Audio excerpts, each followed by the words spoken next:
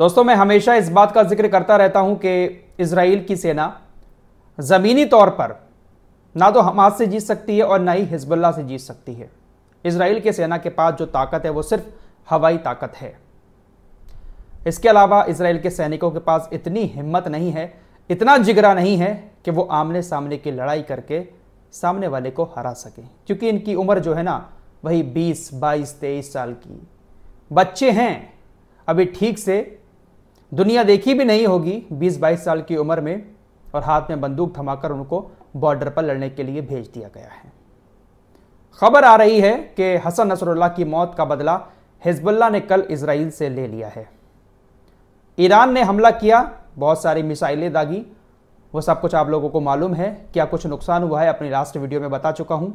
जिन लोगों ने नहीं देखी है वीडियो, चैनल पर जाकर देख सकते हैं। और पहली बार हमारी वीडियो देख रहे हैं, वीडियो पसंद आ रही हो तो चैनल को सब्सक्राइब करके हमारे साथ जुड़ भी सकते हैं।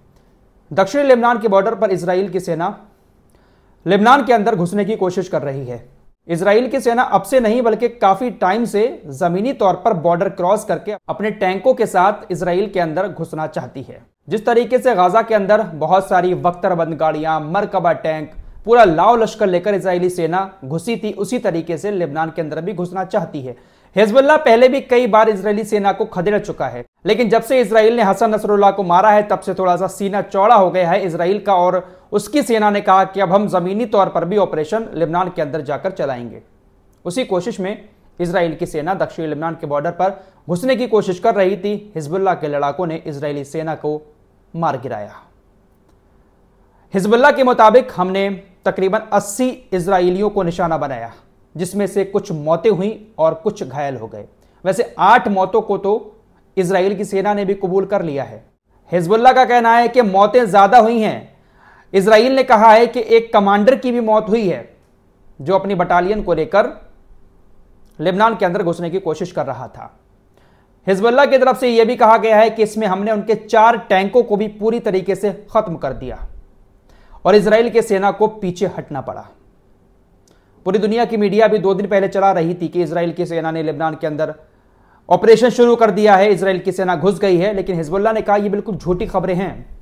इजराइल की सेना बॉर्डर क्रॉस करके हमारे देश में आ ही नहीं सकती। हजारों लड़ाके लड़ने के लिए तैयार बैठे हैं और आज भी हिजबुल्लाह के लड़ाकों ने इसी तरह का ऑपरेशन चलाकर इजराइल की सेना को खदेड़ दिया और उनकी मौतें भी हुई।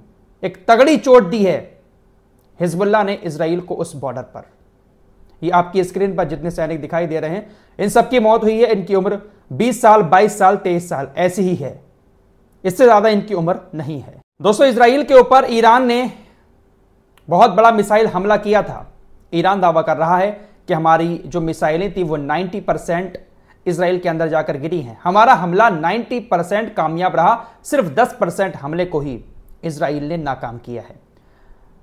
दरअसल अब ऐसी भी खबरें आ रही हैं कि इजराइल की सरकार ने अपने देश की मीडिया को सेंसर कर दिया है उन जगहों पर रिपोर्टिंग करने के लिए जिन जगहों पर ईरान की मिसाइलों ने हिट किया है। ईरान की मिसाइलें जहां जहां इजराइल के अंदर गिरी थी, उन जगहों पर मीडिया को इजराइल की सरकार जाने ही नहीं दे रही है, इसलिए तबाही की खबरें भी ज्यादा सामने नहीं आ रही हैं। हालांकि ईरान लगातार दावा कर रहा है कि हमने टारगेट किए थे जिन जगहों पर, हमें उसमें कामयाबी मिली है। हमने बहुत सारे लड़ाकू विमानों को भी खत्म कर दिया है, बहुत सारे हथियारों को भी इजराइल के खत्म कर दिया है। फिलहाल अब सबकी निगाहें इस बात पर है, क्या इजराइल पलटवार करेगा और क्या इजराइल अमेरिका को लेकर पलटवार करेगा या फिर अकेले ही पलटवार करेगा। लेकिन एक सच्चाई यह भी है कि अमेरिका के बिना इजराइल कभी भी ईरान के ऊपर हमला नहीं कर सकता। अगर अमेरिका मना कर देगा तो इजराइल हमला नहीं करेगा, क्योंकि ईरान पर हमला करने के लिए इजराइल को कई सारे अरब देशों का भी सहारा लेना पड़ेगा। ऐसा नहीं है कि इजराइल अकेले ही अमेरिका की मर्जी के बिना इस हमले को कर दे, और अरब देशों को मनाने के लिए सबसे बड़ा जो तुरुप का इक्का है इजराइल का, वो अमेरिका ही है। अरब देश इजराइल की बात डायरेक्ट नहीं मानते हैं, अरब देश अमेरिका की बात मानते हैं।